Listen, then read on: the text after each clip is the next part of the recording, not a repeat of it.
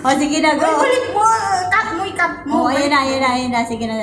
So, ngayon, nagpa-parlor sa akin si Nani. Nasa shop ko siya ngayon. May ano. O, tapos. Gusto niya daw mag-blooming. Gusto niya ano nga yan? Para Gusto niya- ma-upload natin sa Gusto niya bumalik sa dati. Yay!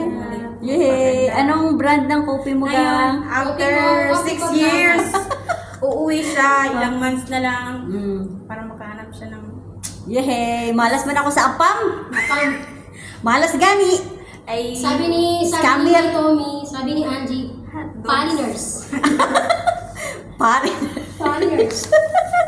Foreigners! Oh, foreigners. Hindi yan si mama magkalit. Bakit katrabaho man tayo? tapos na tayo. Anong gagawin niya? Ako hindi pa Puspusin tapos. natin itong